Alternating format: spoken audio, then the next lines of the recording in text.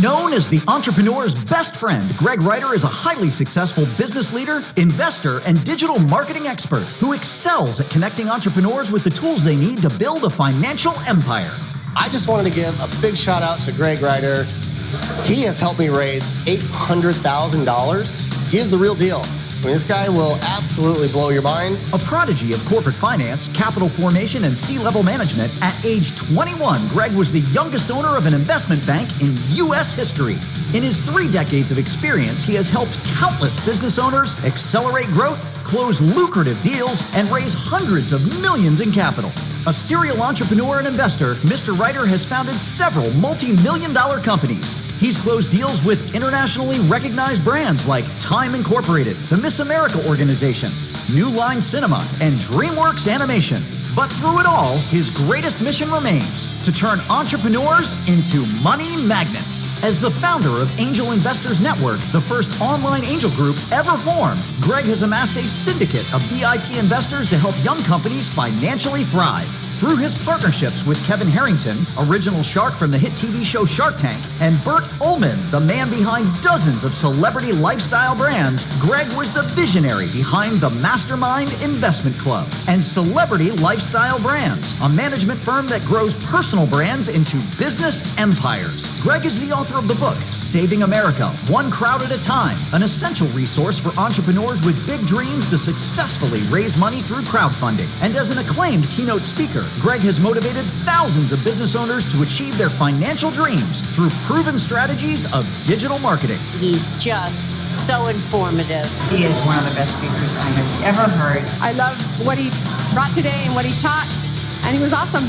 Greg rocked the house. The connections, the experience, the results. Greg Ryder knows exactly how to turn on your profit faucet and keep your cash register ringing. It's no wonder he's referred to as the entrepreneur's best friend. Now please give a warm welcome to Mr. Greg Ryder.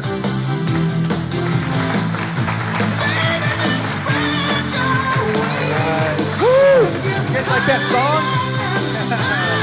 song? Okay, we'll put a quick abrupt to that. Hey, thank you for giving me some airtime here. I really appreciate it. I really take everything we're doing seriously, and I want to tell you, I really love hanging out at events like this. You want to know why? Anyone want to know why? Say aye. Aye. Because I'm hanging out with the 1%ers. You guys know what I mean by that? 1% of the people in the world, right? They go out and they take their valuable time to expand their minds, to expand their relationships, to grow, and to do things. And as cool as that video was, and as cool as the things I've done and accomplished, I've been kicked in the head, I've had my head beaten in, and I've lost everything, right? But the only thing that they could never take from me is 2 things. What I have up between these 2 ears of mine, my brain and my relationships.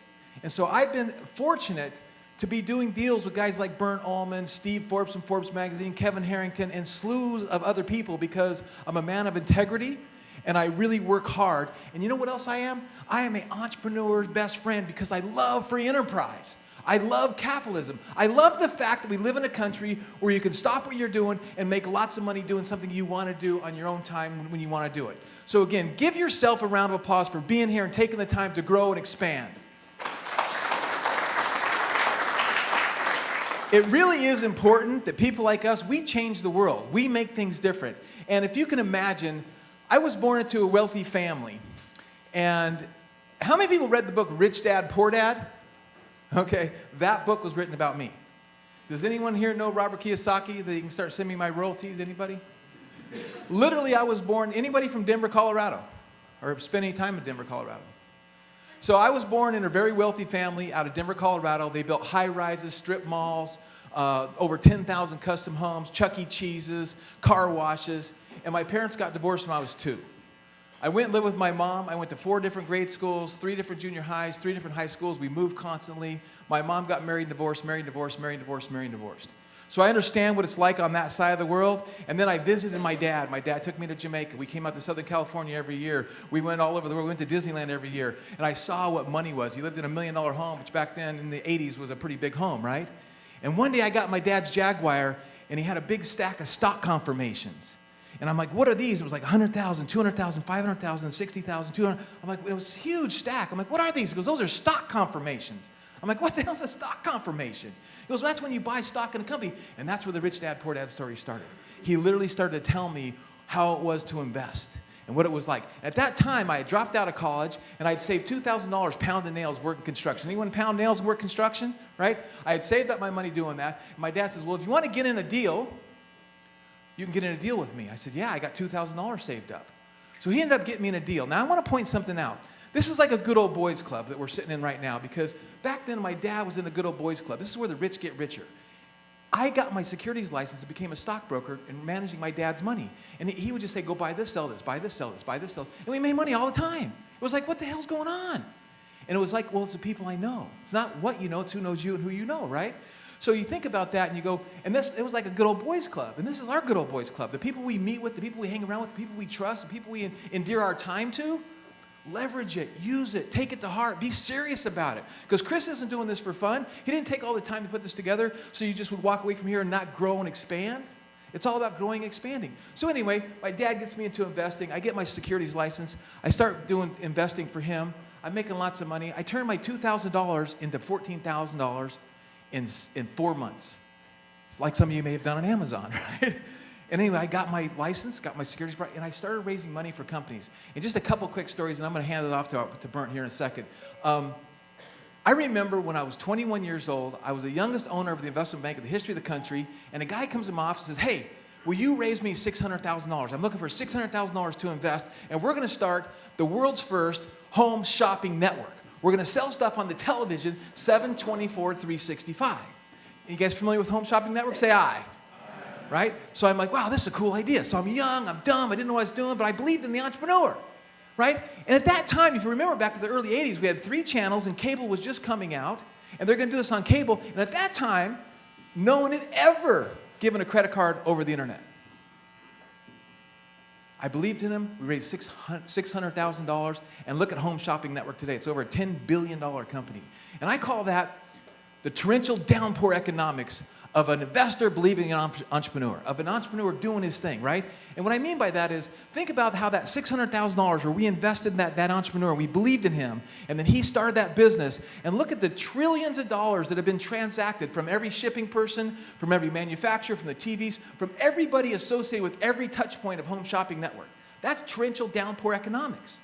Right? And that's the same thing like with Apple and the iPhone and these smartphones. Look at the torrential downpour. I think it saved our economy back then. Without the smartphone, we wouldn't be where we are today. So again, I just want to commend all you guys for being out there and taking the dreams and doing that kind of stuff. And that kind of leads me to, we made a $2 million investment in a company called Star Shop. And I was out in New York City, and I was visiting our investment, talking to the manufacturers, and I was sitting there, and they had an e-commerce app that catered to promoting celebrity-driven products. And I did my first movie deal. What's the guy, the little short guy that he played God, in the movie God? His name's blank in my mind. Yeah, George Burns. The second investment I made was in a company called Foxmore Films. We raised $5 million for Foxmore Films, and George Burns, and you saw it in that picture, I think, that thing. But anyway, George Burns was in the movie, and I got to meet George Burns. So I've done stuff with celebrities my whole adult life. I've been involved with licensing my whole adult life. I understand licensing. So anyway, I met this office, and these guys have all these, they have Justin Bieber and Jennifer Lopez and all the big celebrities. I'm like, who's bringing you the celebrities? They go, a guy named Bernt Ullmann. And so I happened to be at the office visiting my investment, and there's Bernt Ullmann. Now they told Bernt, well, that's the guy that brought in the money. So Bernt had a little bit of credibility for me before I got there. I had some credibility for him because they said he's the guy bringing the celebrities, and I had a whole vision of what I wanted to do with celebrities. And so we got introduced to each other, and I said, hey, I've got this brand. It's called Be Your Own You. It's a self-esteem lifestyle brand for women. And I have daughters, and I really want to, can you just tell me if this brand has legs? And I handed him this magazine that we were publishing at the time, and he looks at this magazine and goes, this has got some pretty good legs. And he goes, pretty good, pretty good. And so I asked him to be on my board of advisors, and he agreed. And that kind of started the relationship. The next thing you know, I said, can I share with you a vision I have? He said, yeah, I want to create a company called Celebrity Lifestyle Brands. And I want to partner with celebrities and influencers, the YouTubers, the Instagrammers, the celebrities, and I want to help them build a successful business and a brand, help them build something that they can sell, something that they can exit with, something that creates wealth. And he's like, do you know what I do? And I'm going, not really, I just know you're connected to celebrities. We need to have lunch. And I won't tell you a story because you're going to see a story in a minute. But after I had lunch, my jaw dropped, and I'm like, God, this is the perfect guy.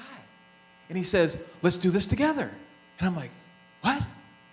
You want to do this with me? I'm like, you're sitting there in the ivory tower with Tommy Hilfiger, and you want to partner with me? He goes, yeah. He goes, with your background of investment banking, and with your background of digital marketing, e-commerce, and your background of all that kind of stuff, and my background of what I do, we're the perfect partnership. I said, what are you thinking? He goes, what are you thinking? And that's that whole negotiation thing. The first one to open his mouth loses, right? I said, what about 50-50? He goes, okay, done. So I jumped over the thing, kissed him on the cheek, and said, done, 50-50. I'm now partners with Bernt Ullmann, right? So that was how we started Celebrity Lifestyle Brands. Where it fits with you guys is we now have about 2 years under our belt, and we've created a company that's vertically integrated. We've acquired our own pick, pack, and fulfillment center, Randy at Blendtec, print on demand. We actually have acquired our own e-commerce platform, and we've also launched our own other e-commerce platform.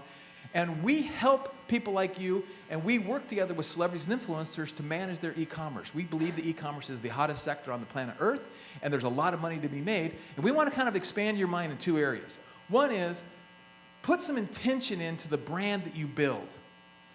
Put some intention into the little things that matter, so as you take your hard-earned time and you build an asset, that it just works for you and you have something to sell and retire with and on. Does that make sense? Say aye. Aye. Number 2 is, consider working with us, maybe getting involved with us on how you can work with celebrities, how you can work with influencers and make your job extremely easy because of their fan base and their following. Does that make sense? Okay, and we're going to basically, I'm going to introduce Bernt here, and then we're going to do a Q&A afterwards. So write your questions down as we go. We will have time for a Q&A. So with that being said, we also have a little sizzle reel for Bernt. Let me go ahead and play that, and we'll get Bernt on stage. Thank you very much, everybody. Appreciate it. He's been called the man behind the brands, the chief brand accelerator, and the $6 billion man. Bernt Ullmann is one of the world's leading experts in brand development, management, licensing, and business acceleration.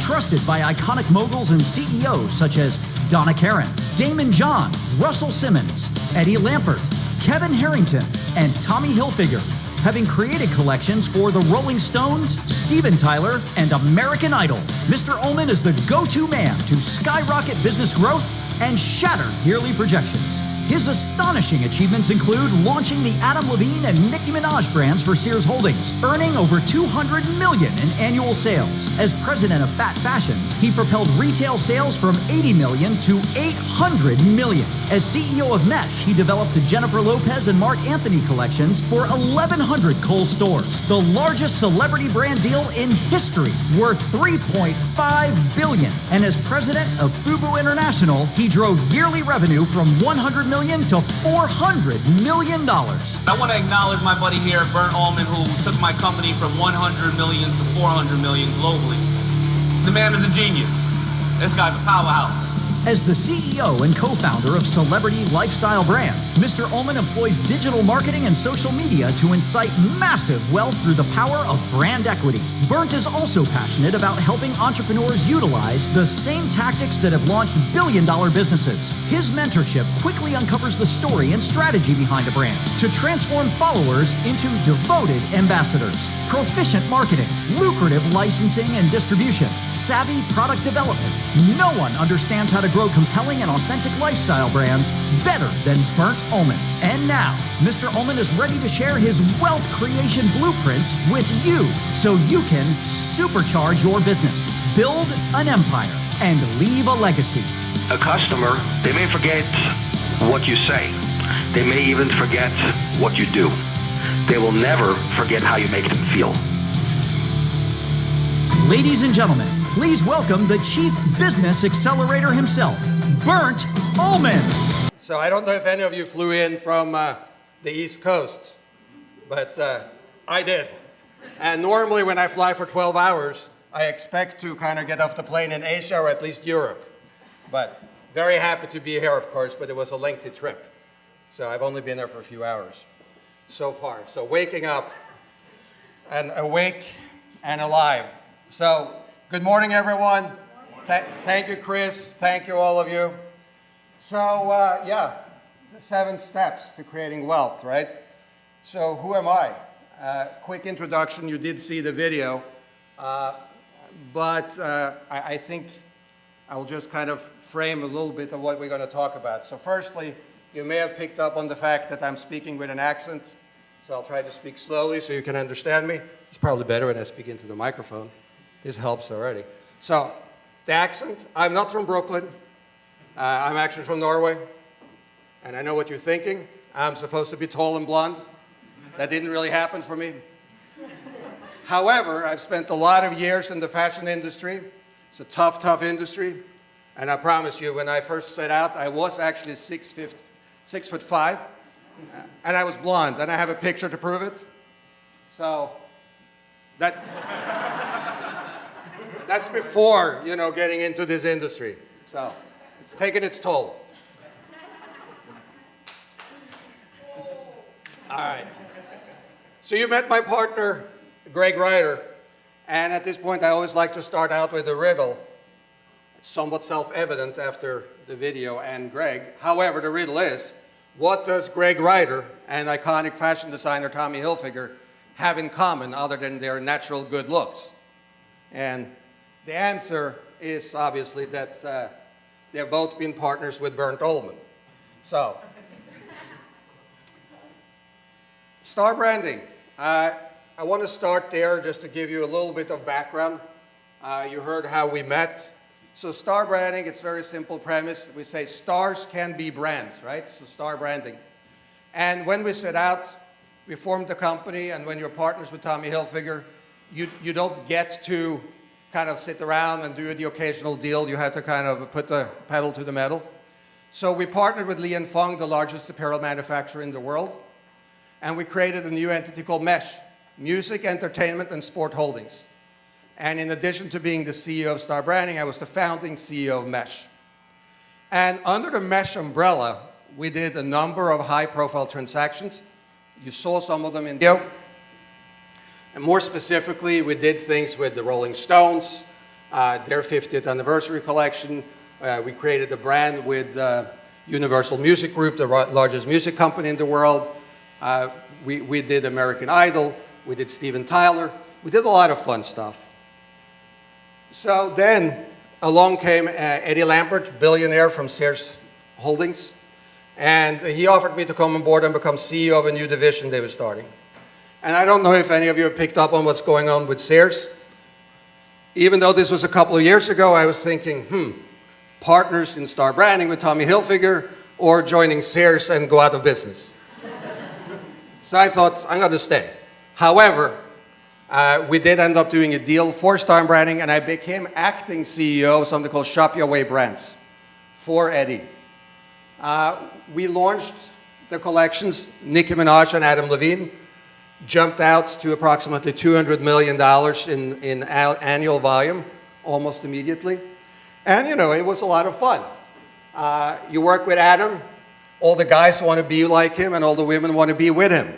So we ended up with both men's and women's collections. And with Nicki, when you're talking about online engagement, so you see the booty picture on the bottom corner there?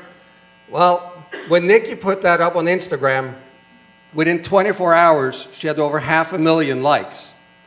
The only issue is, of course, and you may know this, so when you're driving traffic and you're creating expectations, it's normally best if you have the product, if not in stock, somewhat easily accessible. What Nicki used to do is we would make approval samples available because it was her brand. So we would send her samples for what we were going to do in the future. She'd love them, put them on and post to Instagram, and everyone wanted to buy it. I could have sold 500,000 units of that thing, but it didn't exist at the time. Biggest deal in history in the celebrity field. Jennifer Lopez, Mark Anthony, as it said, $3.5 billion.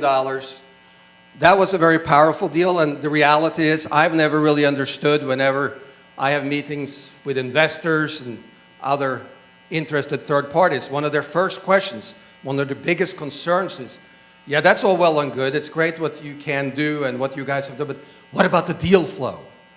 Well, I've never really had a deal flow issue because when you do a $3.5 billion celebrity deal, every other celebrity thinks that they deserve a bigger deal. So they have been lining up. So we had a ton of deal flow.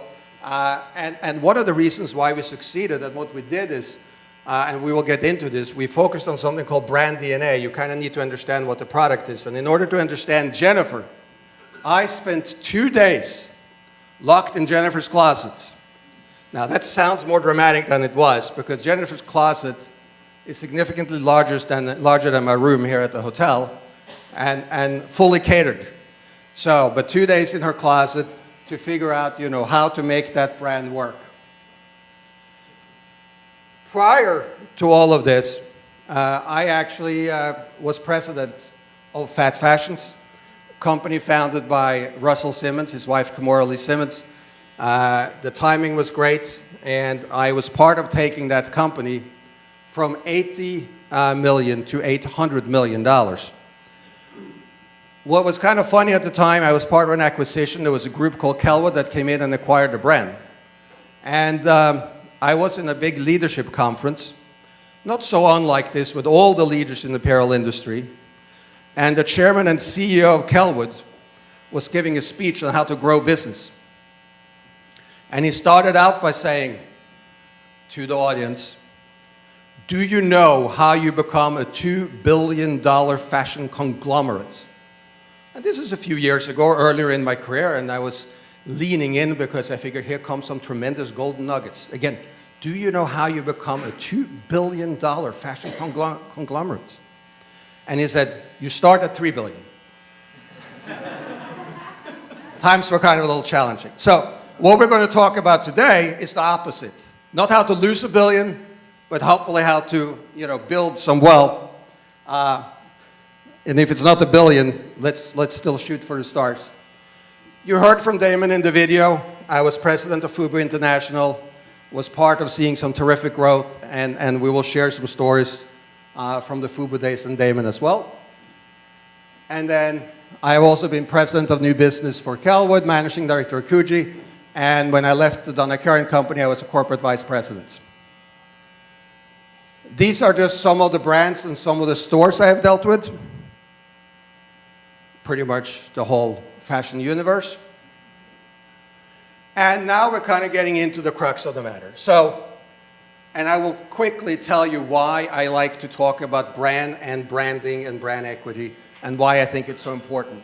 So, quintessential question number one, what is a brand? So a brand is, in my mind, a name, design, symbol, or other feature that distinguishes your product from its rivals in the mind of the consumer. What is it that sets you apart from the competition? That's a brand. It can be, and it doesn't only pertain to a product. It's a product, it's a service, it's whatever you provide. By the way, can you hear me when I hold the microphone lower? Is it better when I speak into the microphone like this? It's better for the recording. Okay, so I will try to aim to keep the hand a little higher. Okay, so that was a brand. So now, here's a quick test then. What makes a consumer willing to pay more for the same item? And look at the disparity in prices. So in this example, you're first looking at the Hanes t-shirt 3-pack. It's a 3-pack. 3 t-shirts, 3 white tees, $8.50. They're perfectly fine. I have Hanes t-shirts. And it's a brand, but it's a value proposition brand, and they get $8.50. Nautica, slightly higher profile brand, and an average price for a white tee is $19.50. Ralph Lauren, higher profile, again, $39.50 to $55. And lastly here, designer tees. This happened to be John Varvatos, but it pertains to any designer tee. So a t-shirt, $98 to $148. What on earth is going on? It's more or less the same product. The price spread is staggering, $140. Well, what's going on? It's called brand equity. That's what's going on. It's the power of brand. So what is brand equity? Well, that's the value of your brand in the mind of the consumer. And it's really a function of how you make the consumer feel. If you don't if you don't establish a brand, if you don't build brand equity, I will argue, and I often say this, that you will find yourself in a debt spiral race to the bottom. Why? Because if you have no distinguishing factor, if you have nothing that sets you apart in the marketplace, in the mind of the consumer, you are left to compete on only one thing: price. That's right. You're left to compete on price. And guess what? There's always someone a little more desperate than you out there willing to work on lower prices, lower margins, and again, you will be in a debt spiral race to the bottom. Not a good place to be. So let's get into it. Let's avoid that fate for you. So we have a 7-step process here. So number 1 is one brand, one message. This is all about consistent brand messaging. So we say one vision, one mission, one brand. So the first thing that you want to do is you want to establish your mission statement. And it doesn't have to be, too elaborate, but you want to just figure out your company's core purpose, what we do. What you should ask yourself is, what problem do we solve?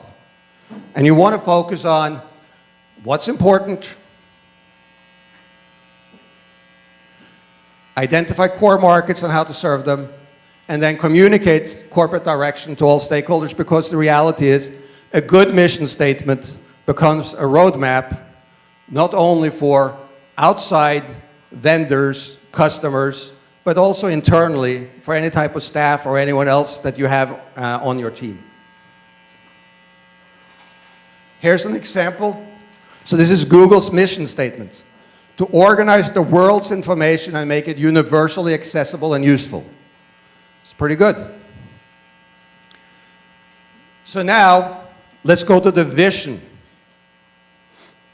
That's the aspirational description of your corporate objectives. It's what we aspire to be. You're answering really why. Why? To what end? Why are we doing this? And if your personal answer is that, well, duh, I'm doing this for my personal enrichment, that's good. It's good for you. Your mom may like it, but it may not be a great reason for being in the eye of your customers. They might not like it as much. So, okay.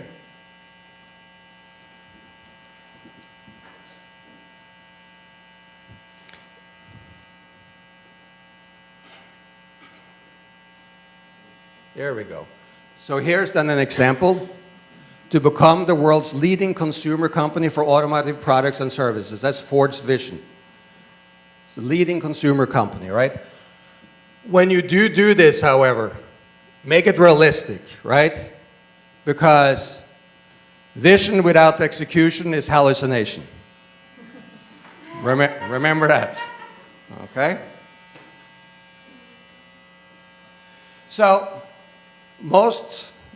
the most important aspects of credible brands are that they are authentic, they're credible, they're aspirational. So great brands, big brands, they're authentic, they're credible, and they're aspirational. And at this day and age, there is so much information available that the customers will easily know if you are not being truthful and or if it's not authentic. So here are some power brands. And we have those brands up there mostly for the reason of driving home a point. So if you look at someone like, take Nike. Nike was founded way back when, in the 60s, by a college athlete and his coach. Phil Knight founded Nike with his coach. He was a guy no different than us, with a vision, with an idea that he executed on. It was not an hallucination. And the market cap today is around $130 billion. Similarly, McDonald's, another power brand, really it wasn't even founded by Ray Kroc, who is given credit. It was founded, of course, by the McDonald's brothers. Ray Kroc took it over. He was a milkshake mixer salesman. And once he got an order for multiple mixers to the same location, he had never seen that before, so he figured he wanted to go out and see what type of place needed more than one mixer. And he liked the idea. He got involved. He ultimately took it over. And McDonald's today has a market cap of around $135 billion. So these are examples of companies, one founder, one vision, one execution. And now, if you look at Apple or Amazon, same deal again. Singular founders with a vision, staying true, executing. And these two companies are both in the vicinity of $1 trillion market cap. $1 trillion. One founder, one vision, 1 trillion. So, if you can dream it, you can achieve it. So, the next is analyzing strengths, weaknesses, opportunities, and threats. Concentrate and dominate. This is the SWOT analysis. So the SWOT starts with your strengths. So what you need to do, analyze your strengths. That should be your unfair competitive advantage. What is your unfair competitive advantage? What sets you apart? Put them down. Double down on your strengths. Whatever your strengths are in your business, which way you are driving revenue, double down. Weaknesses. So for instance, if you are selling apparel online, the return rate today, the average return rate for apparel online is 30%. Whereas the average return rate in the brick and mortar world is 8 to 9%. What can be done there? What can you do to shore that up? What can you do to reduce it? You heard from Greg that we have a company called Celebrity Lifestyle Brands. We just recently launched an online shop, and we did it in conjunction with a new fit technology, something called StyleMe. There are a number of them out there. That's one of the things that we are doing to address one of our perceived weaknesses. Opportunities.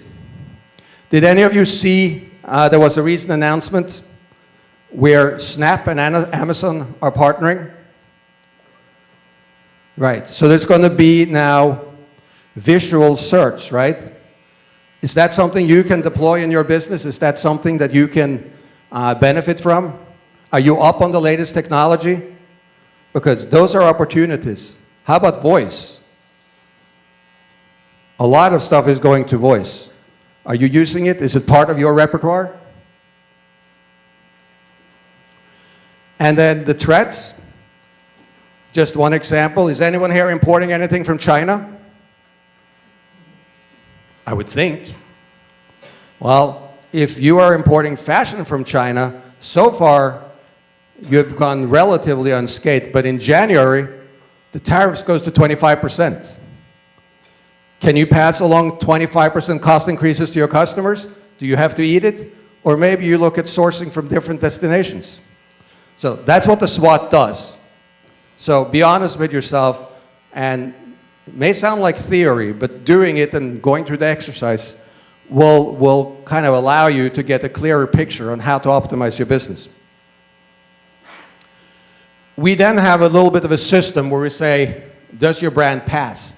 So we focus on your product quality, the anticipated customer needs, obviously so superior distributions, goes without saying in this forum with Amazon, and then strategic pricing. And when it comes to pricing, I always like to organize my prices, regardless of what I do, in good, better, best. I never go to market with only one price. I always give the customer a choice, regardless of where. This does have nothing to do with whether it's a luxury product or an opening market product. Doesn't matter. Any level, any genre, I always give them the option of good, better, best. So, for instance, one example, in the world of fashion. So how many people here thinks $128 is expensive for a pair of jeans? Show of hands. It's expensive, right? Don't be shy. It's expensive. Who are we kidding? $128 for a jean is really expensive. So how do you sell a $128 pair of jeans when we all agree it's expensive? I'll tell you how. How many people thinks $498 is expensive for a pair of jeans? That's right. That's the whole room, right? Okay. So what we did when we launched a brand called Coogi, and we wanted to sell a ton of $128 jeans, we created Coogi Luxe, a halo product on top of Coogi, and we priced the jeans at $498. Then we made sure that every single buyer had to walk past and or interact with Coogi Luxe before they got to see Coogi. And in the showroom setting, when our sellers walked the buyers past the Coogi Luxe jean, they all had to point out that here's the $498 jean. And every buyer had like a stiff upper lip and clenched their teeth together. And then they made it into the Coogi showroom, and they were introduced to the $128 jean. And all of a sudden, it seemed very affordable. They were delighted not to have to discuss the $498 jean, and we sold a ton of $128 jeans. So, good, better, best. So, if you want to have an authentic brand, it needs to be priced where it's credible to the consumers. All right, step 3, brand the feeling. So, these are the initial components to building a compelling brand. So, brand DNA. Your brand DNA is the essence of what makes your brand unique. So, these are the essential elements and attributes that make your brand your brand. This was the reason that I spent 2 days in Jennifer Lopez's closet, to understand what made her brand unique. What should that brand look like? We normally, fairly simplistically, break it down in product design for the D, brand name, and brand assets. And there you have the DNA. So focusing on design real quick, just how it works. We just did the example of the Coogi jean. So Coogi was originally a multicolored sweater favored by Dr. Huxtable. I think it's better to use that name now after the news yesterday. So here's Dr. Huxtable in what's a kind of over-the-top, in-your-face sweater. What's unique about it, I would say, is multicolored and a lot of movement. So we captured that brand DNA, and when we were launching and taking Coogi and making it streetwear, we brought the elements of that into the streetwear, and this is how it translated. And it worked really, really well, because I can tell you in a matter of just a short year and a half, that brand topped $100 million.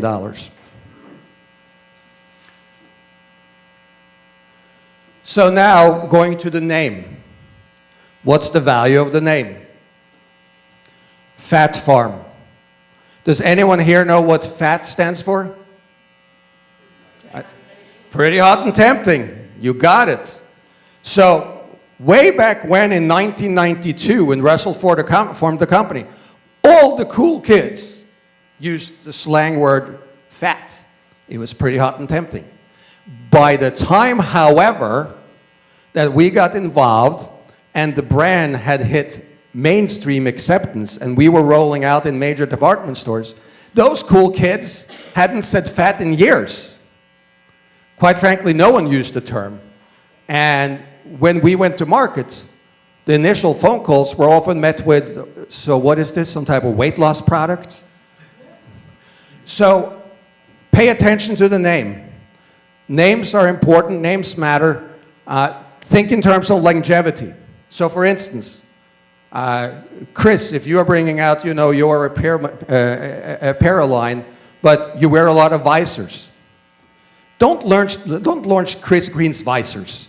Because if you're successful and once you expand, what will happen? People will say, hey, Chris, you wear T-shirts. I'd love to have some of your T-shirts. Or those spiffy, button-down shirts. But it's weird to get the Chris Green Visor T-shirt or the Chris Green Visor button-down shirt. And we see a lot of big brands that are dealing with that now. So Burlington Coat Factory. Anyone heard of Burlington? Okay. So they're no longer Coat Factory. Why? Because they don't sell coats and it's confusing. A lot of people didn't go there. I don't need a coat, so I'm not going there. But they don't sell only coats. They sell everything. They ended up having to change their name. Or anyone familiar with Overstock.com? Sure. All right, Overstock.com, once upon a time, yeah, they launched with Overstock Goods. And the name became synonymous with a deal.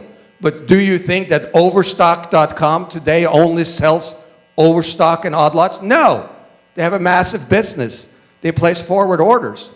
And they are running commercials on television every week about having odd names, names being misunderstood, trying to make it clear to the consumer that don't let our Overstock.com name fool you or confuse you. They even try to, people don't know that, change their name. But their existing customers, there was an uproar, they refused, and they had to go back to the Overstock name. So there is a lot in a name. Simple names, star branding, celebrity lifestyle brands. The brands say what it does, and they have longevity. Now, packaging. So I've said many times over, I'll continue to say that nothing sells product as well as product. That is true. However, if it was only about the product, right, cereal would be sitting in clear plastic bags on their shelves because you could see the product. And that's hardly what's going on. Why? Because packaging sells. And in the direct-to-consumer space, that becomes even more true because you actually have to sell your product twice. First, you're selling it when your consumer is on, sitting there, making a connection with whatever you're selling, and making a buying decision. Great. You made a sale. It's now a few days later. Let's hope it's not more. It's now a few days later, and your customer is receiving what he or she ordered. But when it arrives, it's a rainy day. She just had a fight with her spouse. The kids are out of whack. And she opens that package, and if it doesn't look amazing, what do you think happens? You become part of those 30%, and it goes right back because, what? I can't believe I made that. I can't believe I bought that. So you have to sell it twice. So if you haven't thought through how your product arrives, that's one of those things that belongs as part of your SWOT. And that's a way for you to kind of defend your sale because you, again, have to sell your product twice. So now, quickly on brand DNA, you have to then answer what message does your brand portray? What do you want people to think when they hear about your brand? And lastly, and this is huge, what makes an emotional connection with your customer? Emotions are very big. So let's stop for a second here. In the middle, have a Coke and a smile. Or when you care enough to send the very best. Or Allstate, you're in good hands. So I don't have anything under Apple and Amazon. I thought we could do a very quick test. Apple first. Does anyone know what their slogan or tagline is? Think different, that's right. Does anyone know what it might be in response to? Very good, yes it is. So IBM said think, right? That was their campaign. And then Apple came and said, think different. How's that for emotion? Who do you want to be? The one that kind of sort of maybe thinks? Or the one that thinks differently? So, that was a great slogan. Now let's try Amazon. Anyone? Yes? Let me hear it again. That's one. They have multiple. They have multiple. So, but everyone from A to C is one. Earth's most consumer-centric company. Earth's most consumer-centric company. How's that for emotion? That's pretty good, right? And then I have even seen another one. Work hard, have fun, make history. Pretty good. Who doesn't want to be part of that? Well, I guess you all do. All right. So here's just one quick example on how emotions matter. So two different blenders went to market more or less the same time. It was Blendtec and Smoothie Blend. Blendtec was created by engineers, and Blendtec had such a powerful motor that it could ground up an iPhone.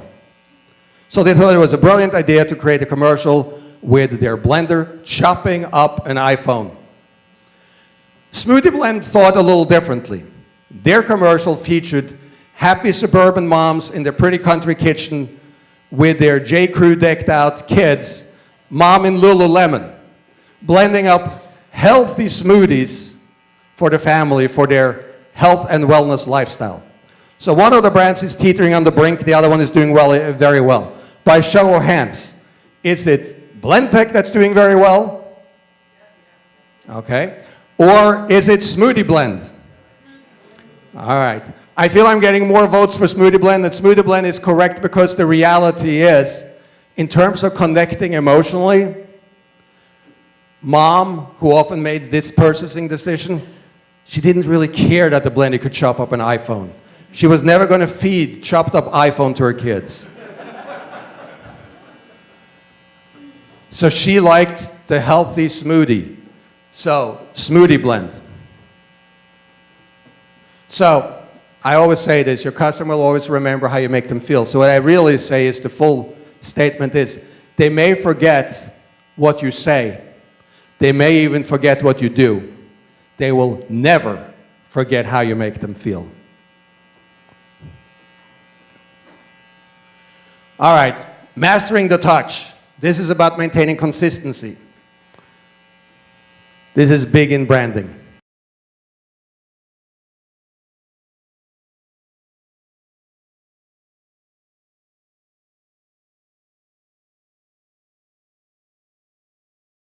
This is anything physical, any physical manifestation.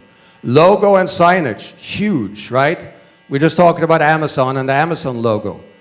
And that little arrow from A to Z, right? Powerful logo. Other great solutions, the Apple logo is great. We saw Nike earlier, just do it, a check mark, check, done, right? So, or FedEx, we talked about that, Chris, you know, the hidden, that's not so hidden, arrow in FedEx. So logos are really important. I would even like to say, if you just glance up at the top left corner of this slide, a shooting star for celebrity lifestyle brands, which works with stars. Now, letterhead and business cards. It's another way of communicating. And I'm going to put my clicker down for a second for a quick demonstration. Let's see. Here it is. And it's actually an ear test, a hearing test. That's my business card. This is a traditional business card. Enough said, right? So, letterhead and business cards, product, and you heard me say it already, nothing sells product better than product. You have to be, though, because this is about consistency, you have to kind of stay the course. One quick example, Russell Simmons at one point, Fat Farm, the brand was hugely popular. Russell received an order for 50,000 hockey jerseys. That was back in the day when you could get, I don't know, up to $50 per hockey jersey. It was a big order. Russell passed because it was not on brand. It wasn't consistent with his vision for his Fat Farm brand. Again, staying in the physical space, shop concept and showroom. And lastly, events and experiences. You want the same brand message to consistently permeate everything that you do. Now, in the digital space, it works the same way. You want to maintain brand consistency. So your website, your e-commerce, your apps and social media, and lastly, your email signature should all convey the same feeling. So giving you an example, a company I'm familiar with that you're quickly becoming familiar with yourself, celebrity lifestyle brands. So this is our email signature. It may sound like a small thing, but it's often the small things when all put together that deliver that very, very big message. So when you're talking about consumer touch points, when you're talking about brand consistency, it is all about your staff, your brand ambassadors, and of course you. And here you come. There you are. Okay. So your staff, brand ambassadors, or brand brand. Thank you, evangelic. Okay. and of course you. All right. So now, innovate and communicate, leveraging your brand DNA to capture attention and stay in the consumer's minds. So, an old statement, something out of a movie. You've seen it. If you build it, they will come. Yeah. It's no longer true. If you build it, no one cares. If you don't tell them to come in a very compelling manner, no one will show up. They don't care. It's too much information, too many other people building something, so you have to communicate in a compelling manner. So how do you do that? Well, you have to utilize multi-channel marketing. So video, viral campaigns, all kind of social media, blogs and editorial. You have to deploy all of the above, every single one of them. And speaking of editorial, so I have a quick story here that kind of predates e-commerce and the internet. Many years ago now, I founded Scandinavia's first home delivery of pizza. Pizza Pronto. So I was a Norwegian student living in Copenhagen, Denmark. And I was coming to market with this Italian product in their view there. And it was, again, Scandinavia's first home delivery of pizza. My very first business trip was to Baltimore to check out the pizza delivery truck, which was way too expensive, and we ended up creating our own. I cornered the market, I thought, when I hit up the singular largest newspaper in the country, and I was featured on the front cover of the business section on the weekend paper with a full-page article and picture. There was nothing else on the cover but Pizza Pronto and the crazy Norwegian selling Italian pizza. I did the article and sat back and rested on my laurels. I had arrived. I was still a student, still going to college, and I was basically done. I knew it. I was on the business, front page of the paper, and sales were just going to skyrocket. I had, of course, like all smart marketeers, the phone number of my business plastered all over the side of the truck. It was easily visible on the front page. Well, that morning, that weekend, people started picking up their newspapers around 6, 7 a.m., and the phone started ringing. We didn't open until 3. And by 10, my phone system had actually broken down. By 11 or 12, I had emergency lines up and running. Then my pizza trucks broke down. We delivered cold, soggy pizzas 3 to 4 hours after people had made the call. And if it wasn't for the fact that home delivery of pizza is such a damn good idea, I would surely have been out of business before I really ever got started. So it's kind of a message that says, it is great to get visibility, but make sure you're ready. You get exactly one shot at making a first impression. One shot at making a first impression. You might as well make sure it's a good one. So in my case, we were lucky to survive. Paid targeted ad campaigns, Facebook, YouTube, etc. And and you're launching a business, if you're driving traffic, you need to deploy all of the above. So here, a couple of other examples that are just highly creative, predates the internet. So this is an actual billboard from the New York Times Square. So this is referred to as the Hangman ad, and this is how the Tommy Hilfiger brand launched. So it says the 4 great American designers from NR. So let's see if everyone can figure it out. The first is, yes it is, and the next one? Yes, next one? That's right. And the last one, no one knew, but as we now know, Tommy Hilfiger. So in addition to just massively pissing off the 3 designers before, what the brand did with this bold campaign is it immediately became the talk of the town, if you like, because by approximation only, they had established that they were a leading men's designer. They traded, in essence, on the credibility of the 3 others, and by taking such a bold move, got an engagement with the consumer that far surpassed anything else they could have done. So this Hangman ad launched the Tommy Hilfiger company. We talked about Fubu and Damon John. They had literally no money when they launched. So they had to be innovative. They had to be creative. So one of the first things that they did when they set out was they noticed they launched out of Hollis, Queens in New York. And back then, actually still going on, a lot of the store owners have these metal grids that at the end of the day, they pull down to protect their shop.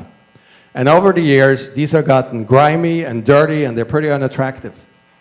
So what the Fubu guys decided to do, they went out and they went door by door, and they offered to clean and paint these metal grids, or gates, in return for putting their logo on it.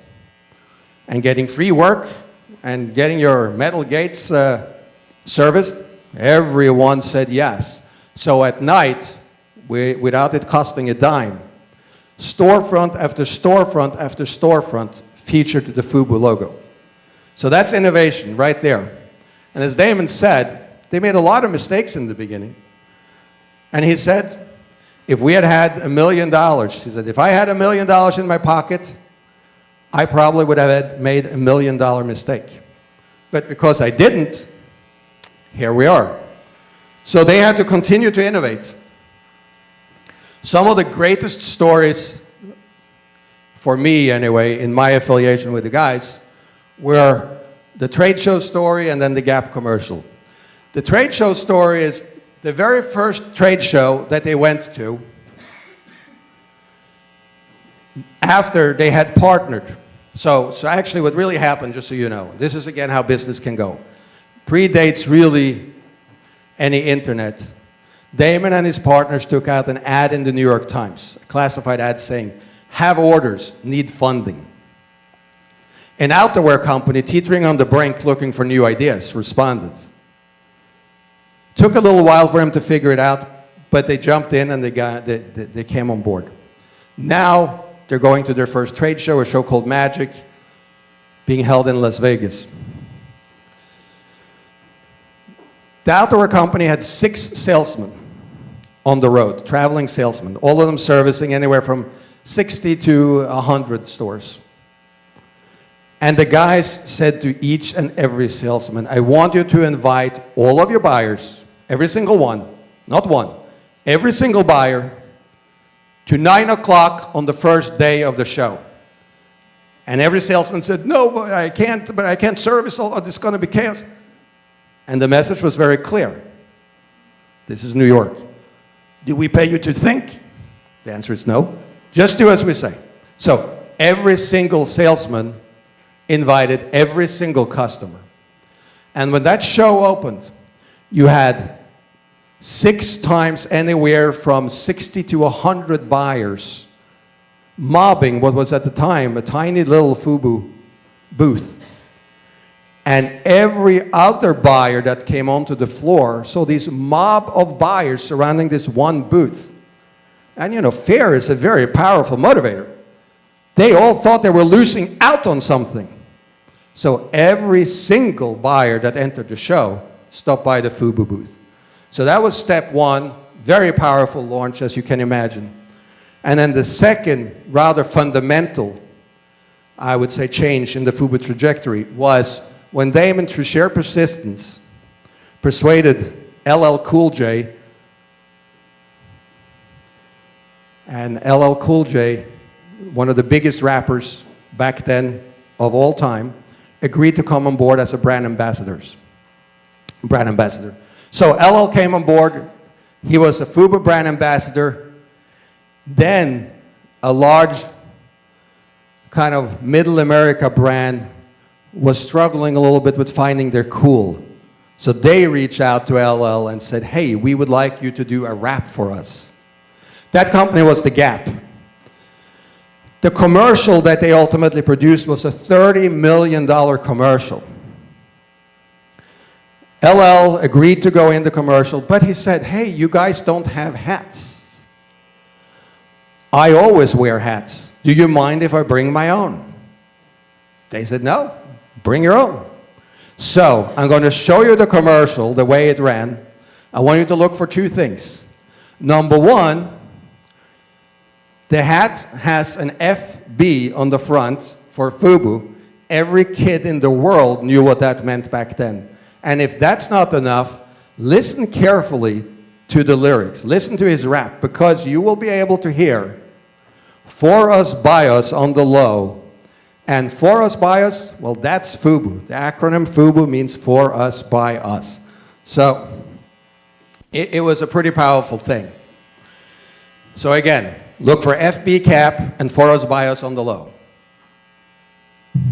I know you like your outfit stylish. Any other line but the Gap is childish. Everybody working as your personal stylist. You're falling once you hear the Gap calling. You can't resist the shopping, big ballin', not stopping, yes y'allin'. Jeans popping in every mall in town and city. GAP gritty, ready to go for us, by us on the low. G, that's for getting it. A for always. P, that's for power and the people that praise backwards. P for popular, A for attitude. G, get it going, daddy. Gap is on the move. How easy is this? Fall into the Gap. Yeah, that's right, or fall into FUBU. So that was FUBU's $30 million launch commercial, and it was a smash hit.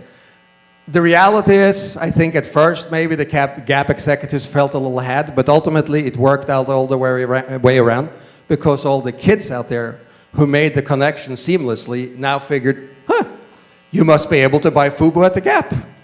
So they all went to check out the Gap anyway. So as it says, the prize goes to the innovative. I'm willing to take that one step further.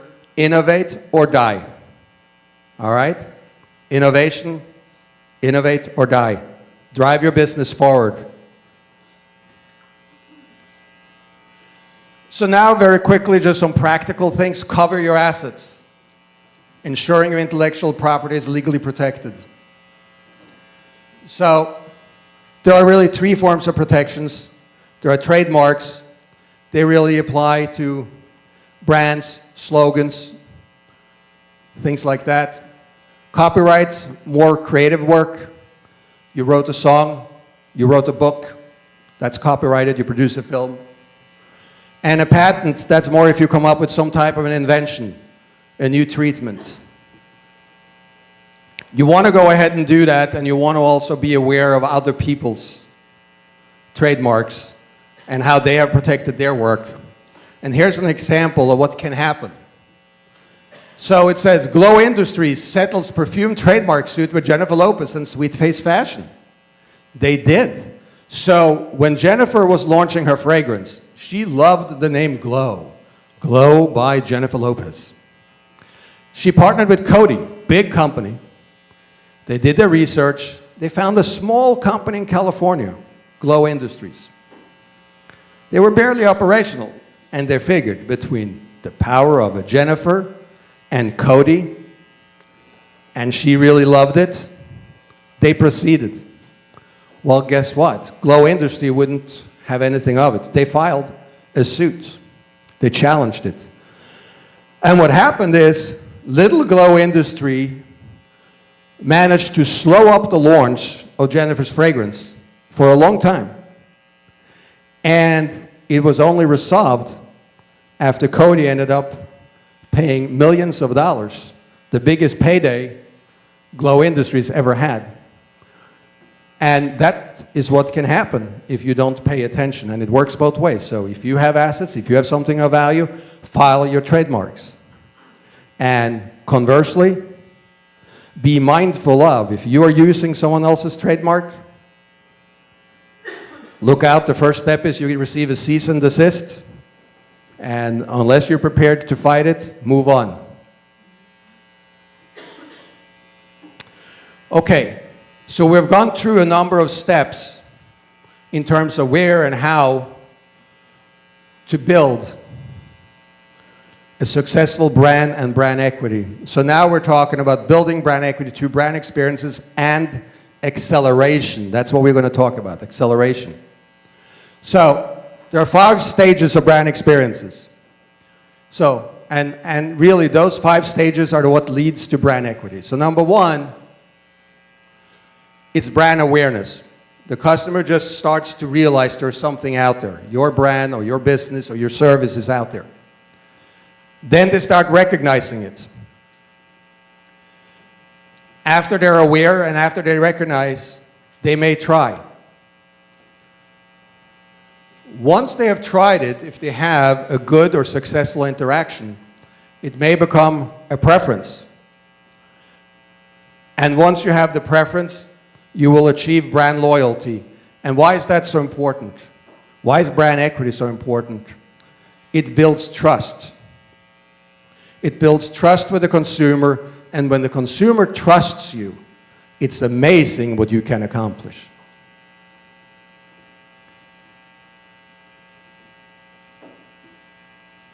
So let's revisit very quickly the brand equity statement. So again, it's the intangible asset that gives a brand incremental value in the mind of the consumer. And it's obviously achieved through the proper implementation of the branding process. So here is a real quiz, and in particular for you ladies out there. So which one of these boxes come with a premium price thanks to brand equity? Let's do a show of hands. The ones that think it's the green box, give me hands. I see none. This slightly grayish box, still no hands. How about lavender or purple? Still no hands. What an audience. How about the turquoise box? Anyone? Anyone? All right, I'm getting a ton of hands. Yes, that's right. Tiffany and Company has actually trademarked a color, right? It's become their brand. That's brand equity for you. A turquoise box, and everybody, even in this room, knows that it's synonymous with Tiffany. Brand power. Now, why do we like brand equity so much? Well, we like it for that reason right there. You see what that is? It's a profit faucet. Profit faucet. You turn it on and the money comes flying out. So, strong brand equity gives you predictable revenue streams, but more so, it drives increased cash flow because you will take market share, and more importantly, it enables you to work at higher prices and longer margins. Now you have an asset in and of itself that can be sold or licensed. And this is important. Let me make this point. If you're out there and you're transacting, you're driving traffic, God bless and congratulations, and you're doing business. However, I will argue, you are not optimizing your opportunity. You are only as good as your last transaction. If something happens, Google changes their algorithm. What happens to your business? You're not in control. What happens to you if all you're doing is transacting? What happens to your business? How will your customers find you again even? How will they know that you are you? So, I will argue that if you don't have brand equity, you might be in trouble. Now, the flip side of that The flip side of that is if you do build a brand, in addition to being the beneficiary of driving the traffic and pocketing the profits along the way, what else do you have? You have, as it said, an asset can be sold or licensed. This is what Russell Simmons did. And he did it twice. First, he was a music mogul. He created a company called Def Jam. Then he sold it for $100 million. The next time around, he said, hey,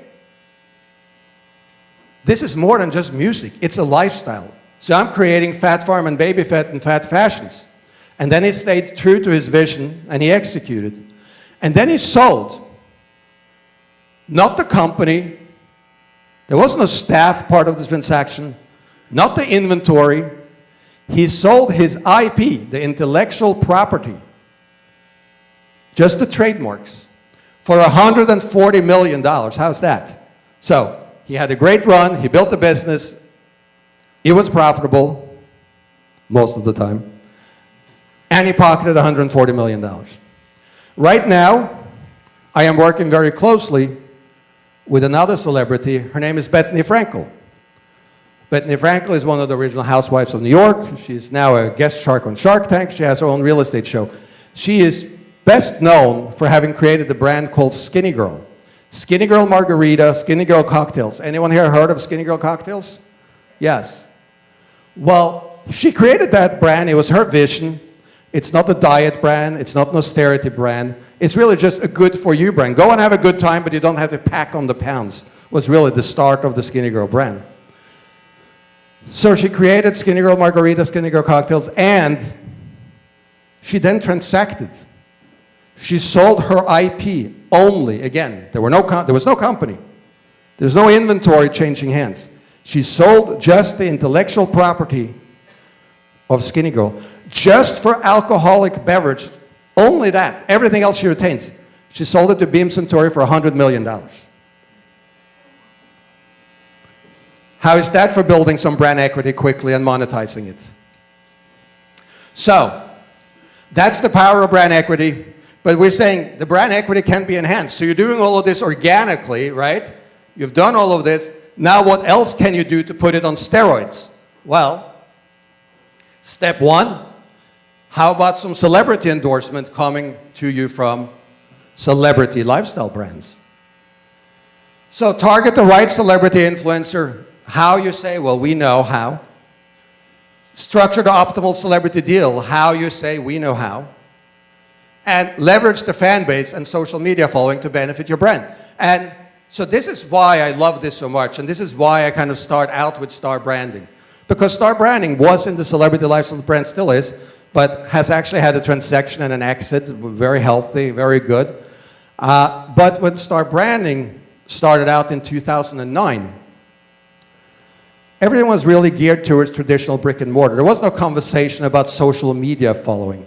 There was no focus on that being kind of a new asset or a new metric to judge celebrities by. Now it's very different. You see or meet a new celebrity and the conversation immediately goes to how many followers do they have on social media. So what celebrity lifestyle brands does is we help influencers and celebrity to monetize this new asset, to unlock this new asset. So in my mind, celebrity lifestyle brands is really star branding 2.0. And the reality is, if any of you here think it might be interesting, if you understand that celebrities might be able to accelerate your business, we will talk to you and offer that up as a separate solution for you. And I think, Greg, you will get back to that later, but we will actually bring that opportunity to you, and there's a way for you to work directly with us on doing that if you think it might be beneficial for your business. Tommy thought it was very beneficial.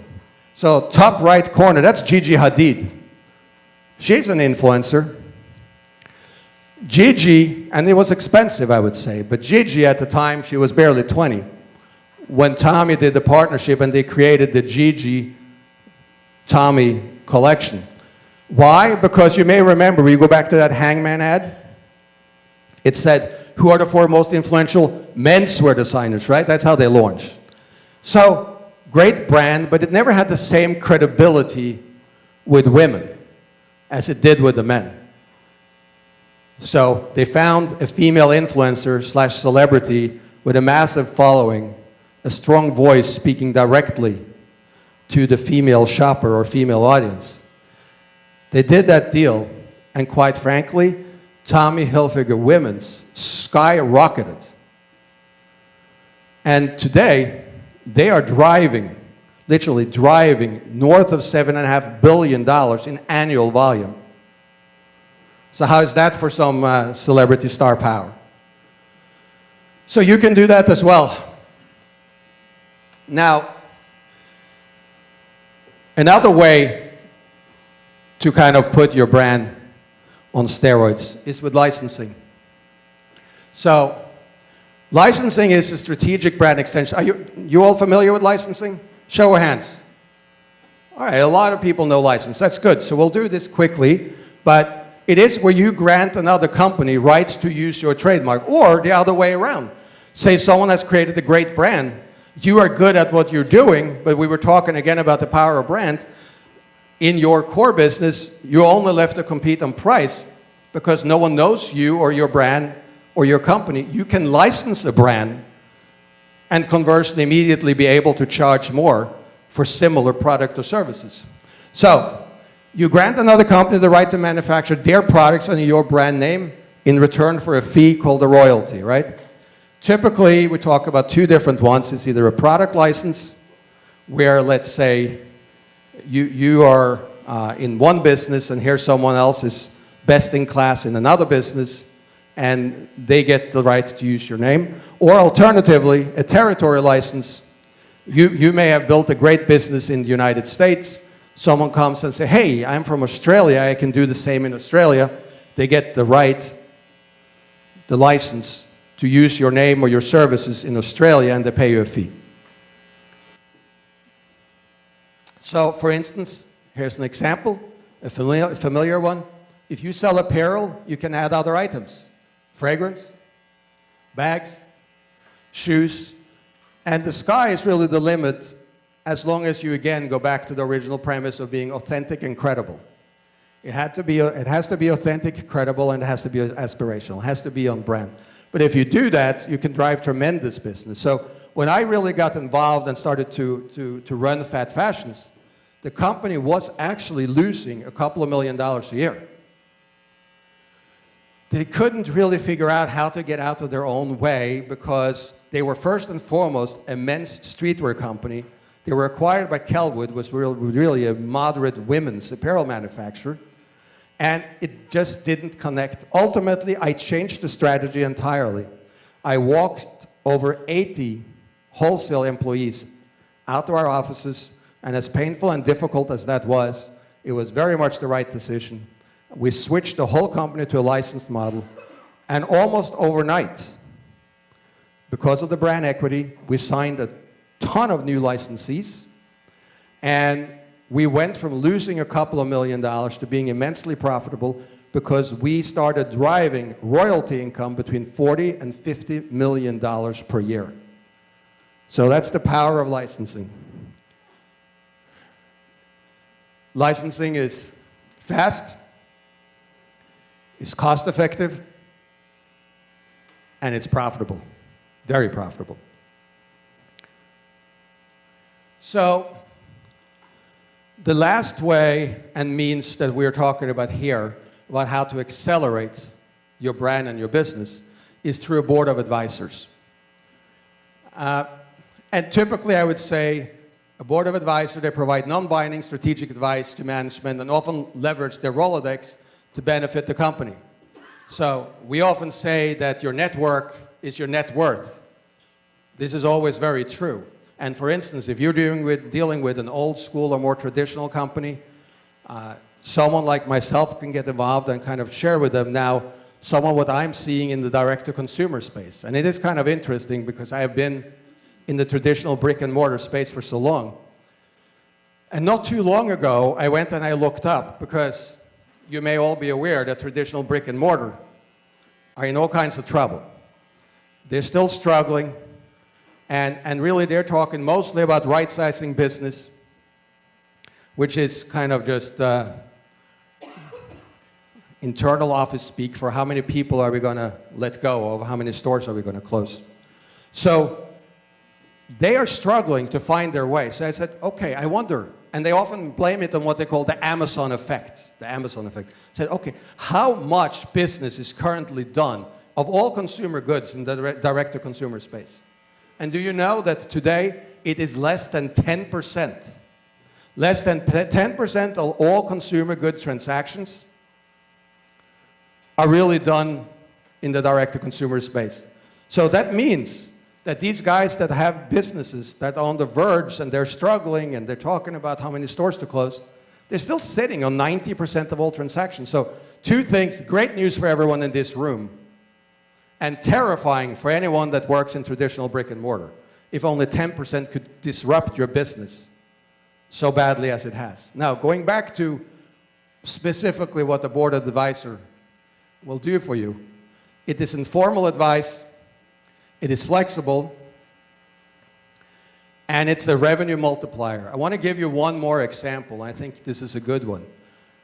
Anyone here familiar with the designer Michael Kors? Michael Kors? Yes, Michael Kors? Okay. As a matter of fact, Michael Kors just acquired a brand called Versace. Anyone here heard about Versace? Okay, they're now owned by Michael Kors. So Michael Kors is now an international behemoth. Well, early on in the 2000s, that was not the case.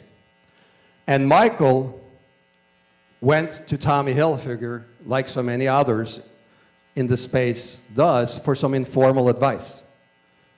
He didn't ask for advice as to how to grow his business. No, he was past that. He actually asked for advice how you could seamlessly and painlessly shut down his company.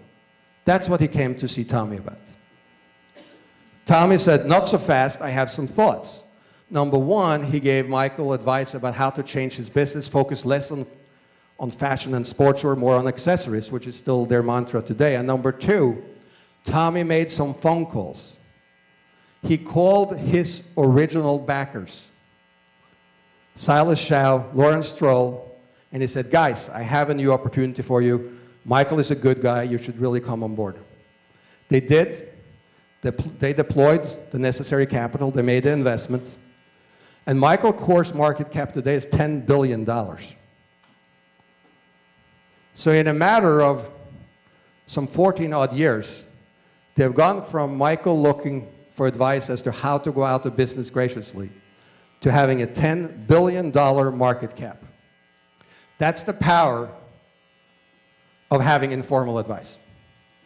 So on that note, you have heard about branding and the power of brand equity, and you've heard what may happen if you have nothing to compete on other than price, right? No brand equity, no distinguishing factor. You are left to compete on price. And what did I tell you? Where will that leave you? In a debt spiral race to the bottom. Debt spiral race to the bottom. The choice is yours. I think it should be an easy one. Thank you very much.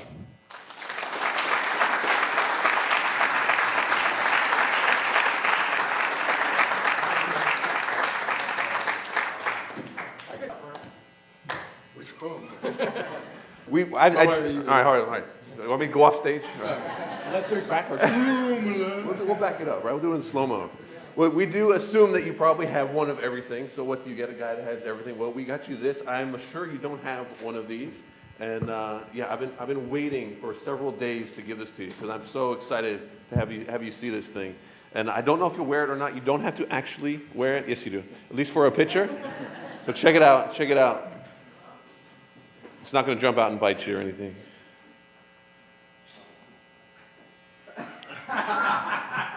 It's awesome.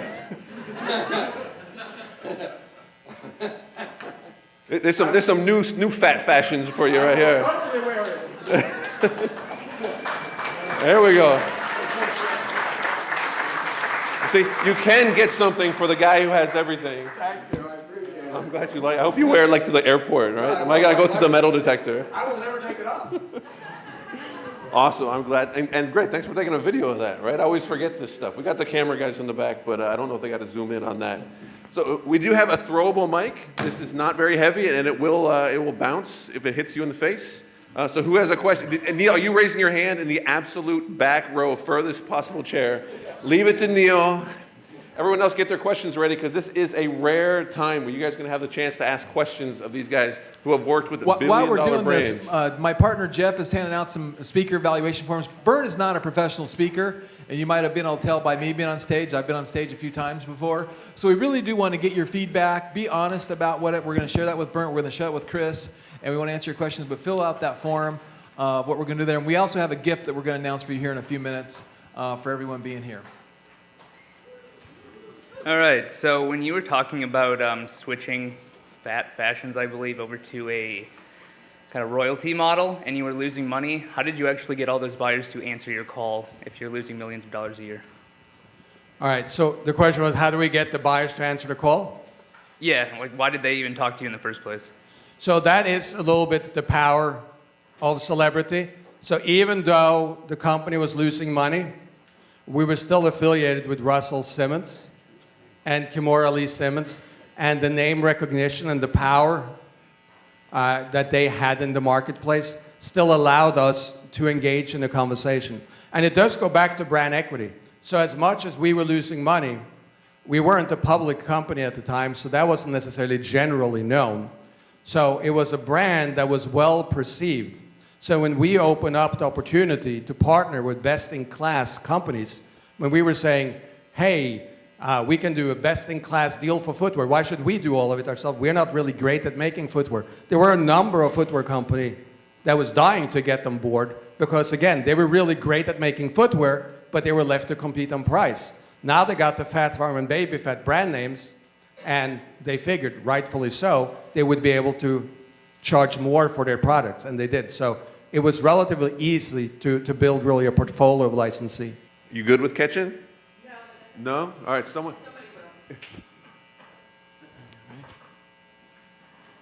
Hi. Okay. I'm sort of new at all of this. I've only been in it for a few months. And so when you talk about brand, and we're here to Merch by Amazon conference, I'm wondering if you think that we should be including like the merch t-shirts in our brand, because we can't compete on quality. The only thing we can really compete on is the design. And so, unless I'm missing something, which very well might. So how would you incorporate the merch items that we can sell within an overall brand that you want to create? So I would argue that you can probably compete on more than just the merch. But that is, of course, one distinguishing factor. What you put, in your store is part of setting you apart. How you communicate and handle your customers is part of setting you apart. So for instance, if you're looking at the traditional brick and mortar, you're technically not all that different. It feels different, but not really. They are a destination. So Macy's, Barney's, JCPenney, it doesn't really matter. There are places where you can buy stuff. But in their case, you have to physically show up. So what they have all done is they have created a name for themselves, and they're building around that name. So for instance, if they were to move a store, they have now loyal customers that will be looking for where that store is showing up next. But if you are doing nothing to have any type of brand name, nothing to kind of interact with the customer, nothing to allow them to have an emotional connection to you, then if you somehow are forced to make a change, unless you can drive traffic, unless you go out there and spend your own money driving traffic, no one's going to go and look for you and find you. I think there's a big challenge with everybody on Amazon, and we actually do Amazon selling. But part of your job and part of your goal, if you want to build a brand, you have to have your own website. You have to figure out a way to get those customers that are actually Amazon customers to interact with you and your brand. So to answer your question specifically, what I would consider trying to just think of is, how do you think of that niche to where, like, I'm really big in the faith-based niche. And I have a website called Inspiration by God. So if I was doing merch by Amazon, I would probably put some logo or some design element or something on every design that even though the saying or the design might be unique to a male, a female, a boy, a girl, whatever that might be, there's going to be a brand element that ties it back to me, that hopefully they're happy, and so happy with it, they go online and Google it and look it up, and then I find them there and I start doing it there. So it goes back to those multiple touch points, and I know Amazon doesn't give you that information, and you necessarily can't put your own postcards or business cards in Amazon merch, I don't think. So you do have a little bit of a challenge there, which kind of comes back to like Amazon Custom and what we're doing with Randy. We'll get Randy up here in a few minutes, but now with Amazon Custom, you have a design that's working on merch, put that design on different other product lines, and now it is fulfillment by merchant, and you can put postcards in there, and you can have different touch points, and you can help build that brand, establish some brand equity that kind of takes you to another level. But I think it really boils down to the forethought of what niche could I possibly build a brand in, and where do I go? And I know a lot of guys, and we have thousands of e-commerce marketers in our fulfillment center stuff, and a lot of them are just they're selling the as seen on TV, whatever's selling today. And although that's a great business, we know guys making millions of dollars doing that. We have chosen to do the brand side of things, and then tie in the celebrities and influencers. So I hope that answers your question.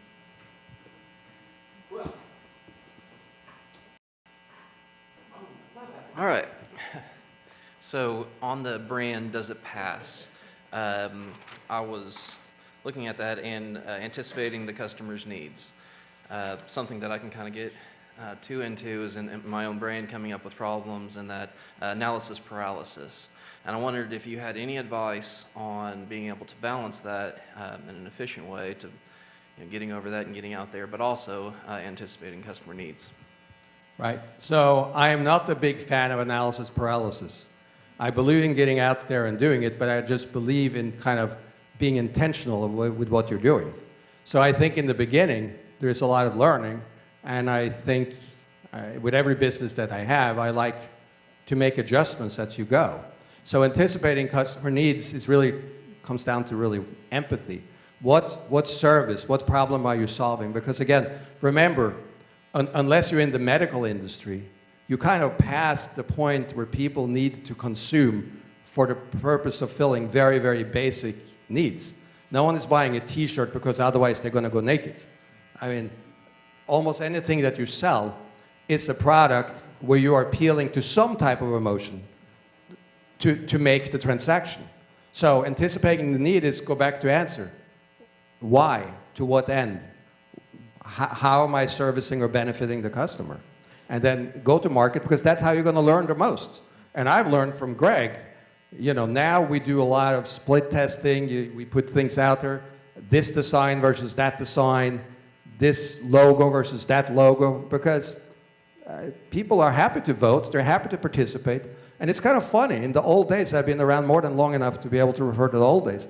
We used to spend millions of dollars, literally millions of dollars, poring over market data, analyzing what happened in historical, empirical figures to try to anticipate future consumer behavior.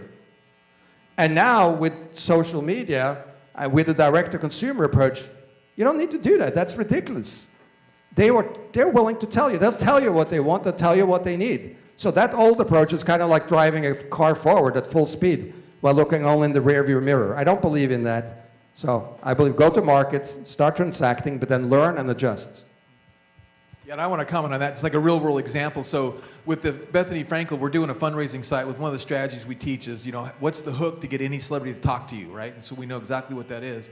And we're doing a fundraising campaign, and she has this saying, it's #BeStrong. And she was adamant, she loved #BeStrong.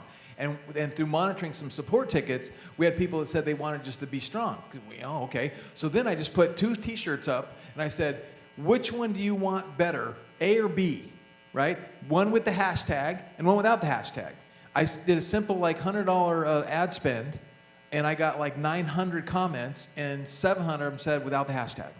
So we launched without the hashtag. We still made the hashtag available for a little while, but now we don't even offer the hashtag anymore because it was just like the proof's in the pudding. So I think going back to knowing and understand direct response marketing and the tools that we all know as direct response marketers, you got to just test your market, let them tell you what you want. We're doing that. So right now we just launched a jean company, and we've got spring line and summer line. And I've got CAD sheets. I got images of what they're doing for spring and summer, and they want me to cut a check or make an order for spring. Well, how do I know? We just launched. I have no idea what they're going to buy in spring or summer. So I'm going to take these CAD sheet images and do split tests. Go, hey, this is what's coming out in spring. Which one would you like the most? Or and I'll ask the customers. They'll give me some idea of what my order should be for spring and summer, because when we're doing obviously cut and sew, we're ordering stuff way ahead of time.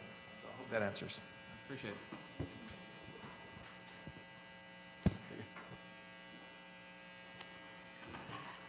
So I think for Amazon sellers, a lot of people are new to the concept of branding, and there's a lot of people that have an idea of what their customer wants and an idea of their brand.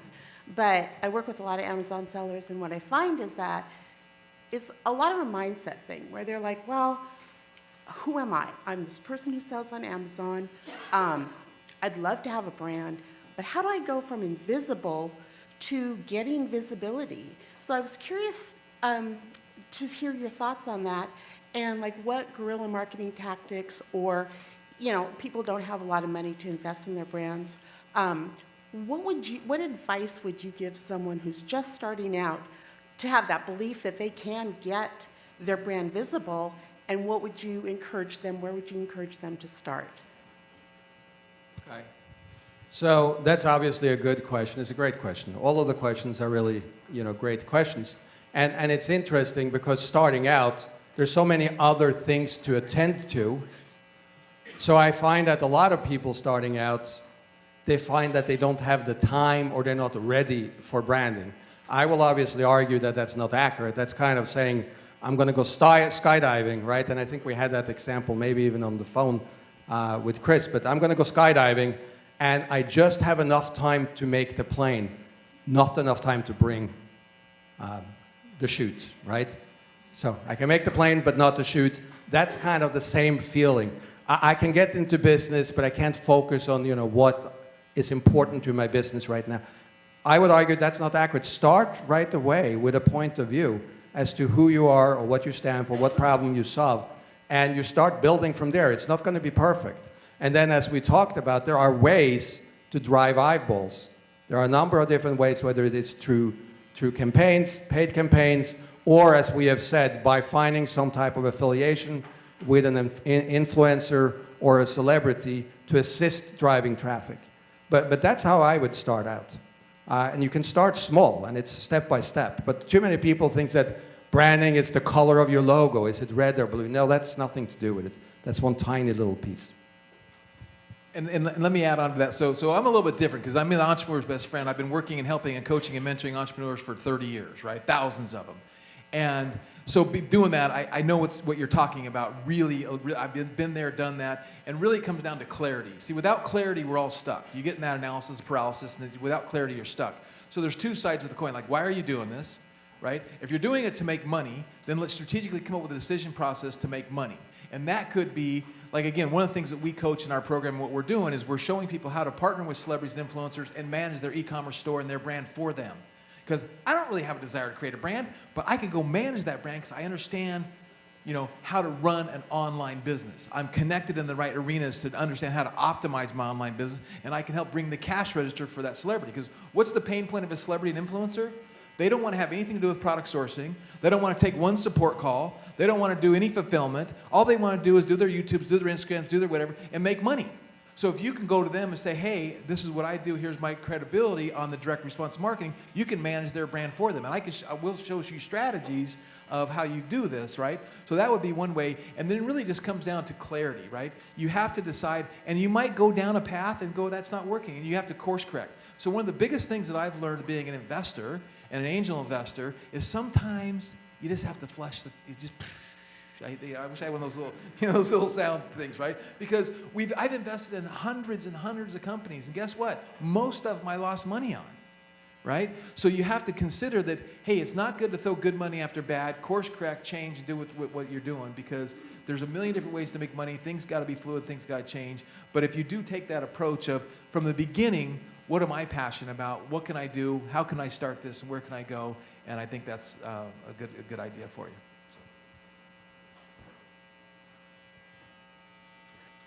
First of all, thank you guys very much. It was some amazing information, and extremely jealous of your bling. That looks really nice there. So I'm glad that you just mentioned that, Greg. One of the questions that I kind of had transitioning as you look for your own brand, your thoughts on if you are passionate about a niche, maybe finding a minor celebrity with, not the billions of followers, but kind of help them with their brand, help figure some things out for your own. That seems kind of like almost like an apprenticeship in branding for yourself. So maybe if you could expand on that and have any comments.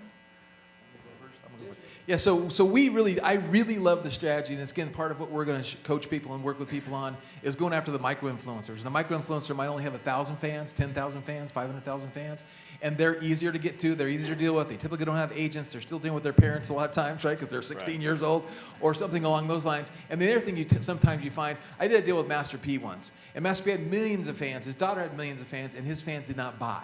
Like literally, I tried, spent money, they didn't buy.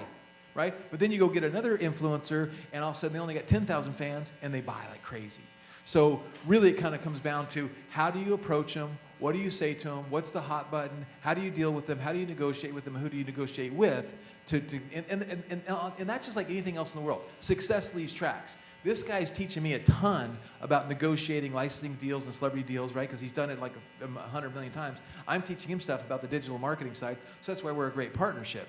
So it really just kind of boils down to, it's a great strategy, then you have to like have some clarity around all the little nuances that go into negotiating with those influencers to help bring the cash register for yourself.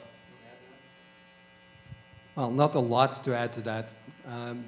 I think for all intents and purposes, whenever you are building something, it's important to understand what's important for everyone else.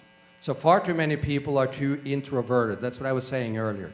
It's great to be in business to make money. We should all be in business to make money. I'm a capitalist just like everybody else.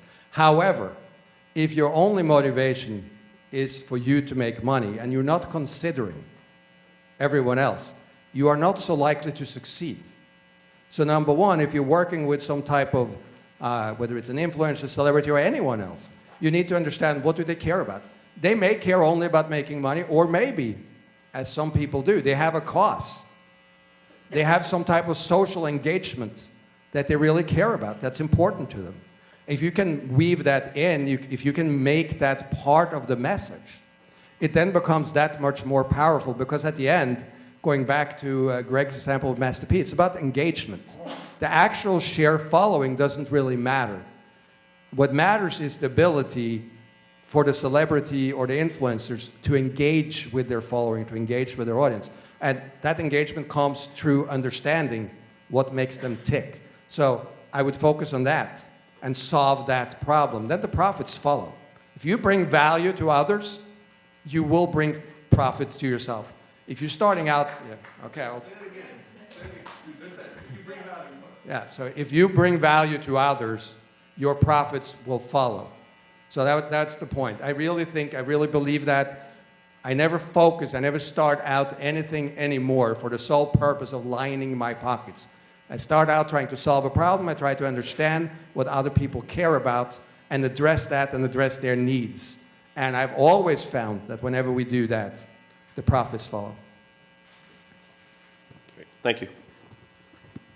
We got time for just a couple more questions. Let's try that again. Can you throw it to me? Because she passed it to me. All right, I feel better now. All right, so Bernt, I'm curious to know, seeing you work with so many urban brands, it's just a curiosity question. Why? Like, what is it about urban brands that you're drawn to? What's the connection that you make? And then, Greg, can you speak to, in the faith-based arena, what's your curiosity there? Why do you like it? So, just curious. Yeah, so the urban brand it has really very little to do with the urban brands. It was almost coincidental. From my vantage point, it's simply about brand and brand building. And as much as I just said the thing about bringing value and not focusing on my profits first, I am opportunistic. So I am a firm believer in that markets change, business changes. It never goes back. So once upon a time, many, many years ago, so I worked at Donna Karan for 5 years. I was a corporate vice president, and it was a very kind of uptight, very monotone type of environment. They were very successful. I'm not knocking anyone. But it wasn't particularly stimulating if you want to bring change, if you want to be part of a movement, if you want to do something that matters. Because what they wanted was a steady hand on the tiller. And I didn't feel like a steady hand on the tiller guy. I can be that, but it doesn't feel very stimulating. So I was looking to make a change. And I interviewed, as a matter of fact, with Calvin Klein. And I was offered a job at Calvin Klein. And I went into their offices, and I still recall it very, very clearly. And I basically ran screaming out of there. I declined the offer because it was the exact replica of what I had just left at Donna Karan. The only thing that was different was the color scheme. Donna was black and white, and everything was beige, even the flowers. So I was like, I can't do beige. I can't do this anymore. I need something that feels more energetic. And there was really the emergence of a new socio-demographic. It was the urban, for lack of a better term, shopper. And by the way, I somewhat reject the urban handle. That handle, in my mind, came from all the big department stores that needed to know what to call it. I don't really feel that any of the consumers woke up and said, oh, I'm going to listen to my urban music, eat some urban food, and put on my urban clothes. They're just people. They're consumers. I'm waking up, I'm eating stuff, and listening to some shit, and I go, you know, that's it. So to me, it wasn't about that. It was about more the emergence of a new demographic and wanting to cater to that demographic. And quite frankly, it was no different when we launched the Jennifer Lopez business and we were so successful. We identified what's often referred to as white space. So all of a sudden, the department stores that had finally embraced the emergence of the urban shopper looked around in the stores and they said, gee whiz, we have this new demographic. There's this Latina shopper. She's all over our floors, but we don't have any authentic brands for her. So enter Jennifer Lopez and Mark Anthony, and the rest of the science history. It became a $3.5 billion deal. So it's identifying opportunity, white space. All right, cool. So in order to keep on track here, I think, I don't know, I hope there's more questions, but I want to wrap things up because we want to keep on track. One more quick one? Right behind. Oh, and why are you doing that? So on the Christian side, I like Christian because it's an emotional person. It's like, the only thing I love more than Jesus is my golden retriever. I can do a design like that, and I can tap into two really passionate things, right? Christian bikers, right? Christian bikers. I'm a biker and I'm a Christian. It's two passion things where you can pull the emotion with designs and tap into that kind of stuff. If you do have a brand and you are first starting out, when is the right time, or what level do you need to be at to be able to reach out to you guys for the celebrity endorsement? And how would I get a hold of you at that point? Well, that kind of ties into what I want to do right next. So real quick, Randy, can you come up here for a second? So Randy is kind of like our third spoke, and we're strategic. And I think one of the things about us getting introduced to you guys in the community through Chris, thank you again, is that you're going to learn things from me that are come back to strategic, and same thing with Bernt, strategic in our business decisions. Randy, we acquired Randy because we wanted to do this. We wanted to control the experience when they got the package. Going back to Bernt taught me, you're selling them twice. I never heard that before. It didn't make any sense to me. And then he explained to me, like, wow, that's like amazing, right? So we wanted to control our pick, pack, and fulfillment center. Plus, we want to be vertical integration on our profits. We sell it over here. He puts it out. We cut these different deals. And then we acquired our own e-commerce platform because we also said we want to be able to control and customize the e-commerce platform, right? So we own a company called LaunchCart, and LaunchCart, you guys can all get an account if you want. But one of the things that we did is we took this content and we created a 7-week course, and we went really, really deep in this course. And so we did about an hour and a half on each section with a lot more of what to do, because you can only get so much in an hour and 15-minute presentation. And Bernt doesn't even notice that he's going to fall off his chair in about 2 seconds. But as a gift to you guys, and as a way to get our brand out there and get noticed, because we just finished this course, we haven't really even launched it yet. I actually have sold it a few times. It's priced at $1,997. This is real content. And to kind of put this in perspective, and this is no bullshit, Bernt's biggest client paid him $350,000 a month for 5 years. His average clients pay about $50,000 a month. We did launch a coaching program for $9,700 a month. So if you wanted to get some of Bernt's one-on-one time, have him coach you and mentor you and open up his Rolodex, it's $9,700 a month. Those kind of things are available. But then I'm like, let's create this course. So we created this course, and if you guys will fill out that speaker evaluation form and give that to you, we are going to send you a username and password and give everybody access to this digital course.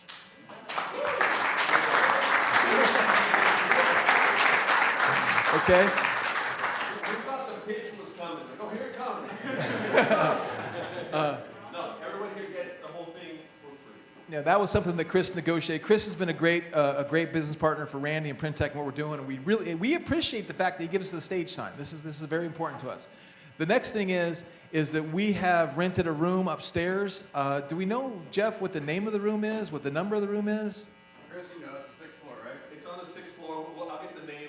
Okay. I'll say it in the 6th floor. So we're going to write a check, and we're going to pay for some hors d'oeuvres and some light cocktails. And if you're interested in building a brand, working with celebrities, working with influencers, we're going to have you come up to us, a little get-together tonight, and I'm going to do a little presentation and share with you, exactly how you can work directly with us and how you can get involved and how we can coach you to get with celebrities and influencers. That's part of our mission. And obviously we have a full agenda. We're trying to be self-serving here. We're capitalists too. We want to provide value, which is what we want to do by giving away the course and doing that kind of stuff and getting your guys' ear. Because I know as you follow us, you might not be ready today. It might be 4 months from now. It might be a year from now. But at some point, we want to be your go-to people for that stuff. Randy, do you want to say anything? Because I know we don't have a lot of time. Well, I think with that too, we just also like to have a chance to meet every one of you and get to know about your business and what your pain points are and how we can work together and fit in. So that's an opportunity that we're always looking for, and we hope you can join us tonight. And if you're not 100% clear, Randy runs 165,000 square foot, which is about 15 football fields, I think. I'm not sure exactly how many, but it's a big facility in Hannah, Missouri. It's right in the middle of the country. So because it's in the middle of the country, our shipping zones are typically 1, 2, and 3 as opposed to 5. Right, so our shipping costs are like, he'll store your stuff, he'll pick and pack your stuff, he'll pre-pack your stuff, he'll do anything you want, and then he has the most amazing app and integration technology for Amazon Custom where you can actually do personalization. The only thing I love more than Jesus is my golden retriever, my pit bull, whatever, and you can put the personalization in. He does print on demand and fulfills that for you. So with that being said, I want to say thank you, everybody. We appreciate your time, and you got to do what I do. Wake up every day with an attitude of gratitude and tell somebody you love them.